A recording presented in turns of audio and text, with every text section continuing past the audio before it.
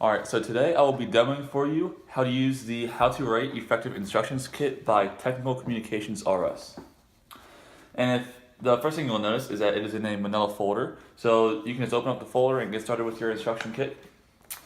And when you open it up, you'll come across page 1, and it is labeled About the Instruction Kit. And here you'll just read the text, as you'll do many times with this instruction kit. And here you'll be briefed on what the purpose of the instruction kit is and what you'll find within it. So next, when you move on, you'll come across page 2. And page 2 is why are effective instructions important. So again, you'll just read this text and it will brief you on the hazards of writing ineffective instructions and why it's truly important to make sure your instructions are as effective as possible. If you move on again, page 3 is a safety warning. Now, this safety warning is just preparing you for step 4, which is the interactive activity. And this is just telling you, make sure to use your scissors safely because you don't want to hurt yourself. All right, next up, if we move to step 4, you'll see we come across the interactive activity. And you can, if you see up top, it tells you the materials you'll need. And the ones that are required are 2 pieces of paper, scissors, a pencil or pen, and a ruler. And there's also a few other optional materials that include glue, tape, glitter, and colored pens or pencils. So moving on, you are told that there are going to be 2 upcoming instruction sets. One will be effective and one will be ineffective. And we want you, the user of the kit, to try both instruction sets and afterwards reflect and try to decide for yourself which set is the effective and which set is the ineffective instructions. So now I'll show you how to go about doing the instructions. So first I'll get my materials ready. Now I'm going to read it. Instruction set A. Here you will learn how to make a paper snowflake. They are fun to make and people should know how to make them. You never know when you will need one. And the first step that's shown to me says get a piece of paper and fold it as many times as you'd like.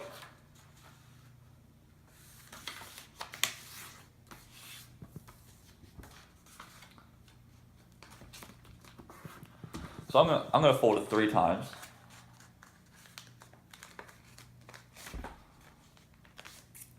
All right, so that step's done. Now it says pick up the scissors and cut shapes into the paper. Okay. So I'll start cutting shapes.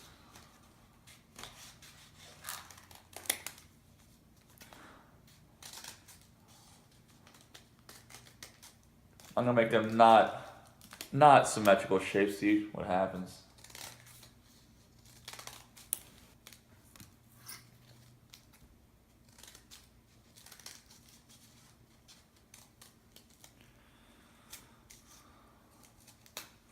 Alright, so now I have this funky piece of paper. And now it says unfold the paper. Okay.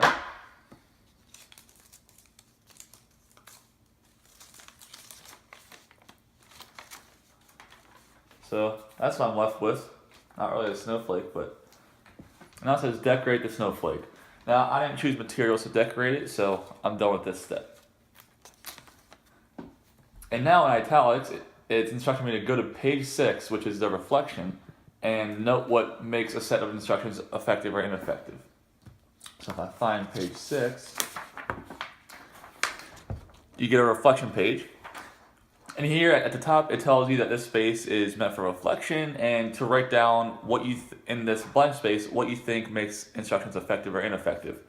And what I would do if I was using this, I just make 2 columns, one labeled effective, one labeled ineffective, and just make a T-chart of what qualities make a set of instructions effective or ineffective. And I'll do that after instruction set A, and I'll write down what I've noticed. And now moving on to instruction set B, it says, the paper snowflake is a decorative piece that many people create during their childhood. They can be used to spice up your ceiling, locker, desk, as well as a variety of other places. It is beneficial to anyone looking to be festive to know how to make a paper snowflake. But how exactly do you create a beautiful paper snowflake? To help you out, we have constructed the following instructions to allow you to create the most special and unique snowflakes possible. Alright, so now we're going to get on to making this snowflake again. Instruction 1, step 1, says choose a piece of paper and place it down on a flat surface. Alright. Now, using a ruler, draw a square within the paper. Feel free to use the edges of the paper as sides of the square. Okay. So I'm going to use the edges as sides.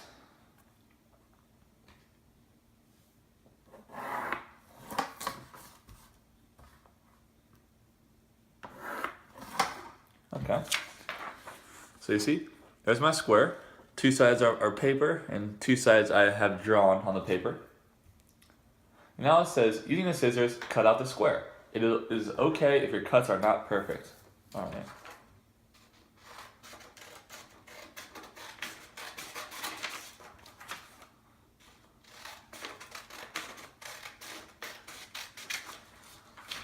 Alright. So here's my square cut out. There's a bit of a curved edge here, but they say that's okay. Now fold the paper in half diagonally, making sure to fold a crisp edge. Now, that's kind of confusing, but a picture is provided showing what it means by folding it diagonally. So I'm going to mimic that picture.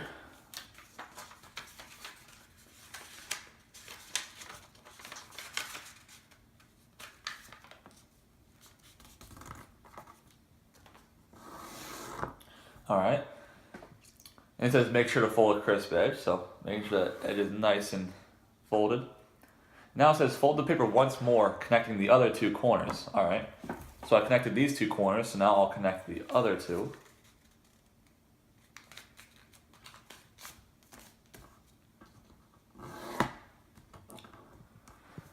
Alright, now using your scissors, cut out various shapes from your folded paper. Feel free to cut out shapes from the middle of the paper, though just cutting the edges will be fine.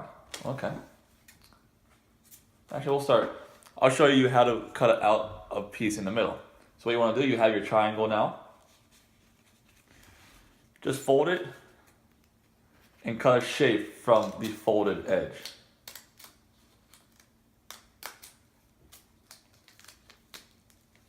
Alright, so now you can open it up and you see it cut out a shape in the middle. So now I'll cut some shapes out of the edges.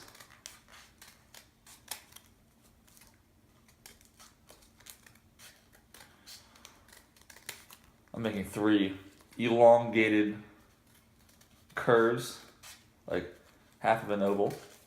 Alright, so that's cutting's done. Now it says carefully unfold your paper to reveal a stunning snowflake. Okay. There we go. There's my new snowflake. Has some nice curving shapes and diamonds on it. And now it says the following steps only apply if you have any optional materials. Again, I don't have optional materials, but you can just read the steps as it tells you to spread glue and put glitter on it, or to color it, or to tape up any places where you made a bad cut. And again, it instructs me to go back to the reflection, and again, I'll reflect here what was effective and ineffective that I've learned from this instruction set. So now it says, using my experience with both instruction sets, which set do I think is the effective set and which is ineffective? Now, as this is a demo and you guys are the ones using it, I am not going to tell you which one is effective or ineffective, but you can use your good judgment to find out. And if you read further, it will tell you which is the effective set and which is not. Moving on. The last part of the interactive activity is labeled practice. And this section is meant to give you, the user, your own scenarios to write instructions for. And so there's scenario 1, scenario 2, and both just run you through a situation like you forgot how to tie your shoes and you don't want to fold your laundry. And it runs you through the scenario and it asks you how would you write the instructions, and then you will then go on and write the instructions step by step, and afterwards you'll give it to someone else to test out, and if they do it well, then your instructions are effective. So step 4 is done. So now if we go on to step 5, we see it's a paper labeled "What makes a set of instructions effective?" And here, it's just another reading document that you can read through as a final step for this instruction kit, and it will run you through the main techniques that are used when writing effective instructions. These are the tips that you should always think about and consider when you yourself are writing instructions, because if you put these tips into effect, then your instructions will be more effective, and you will decrease the possibility of hazard as much as possible. All right, so that's the instruction kit, and I hope you guys have fun with it.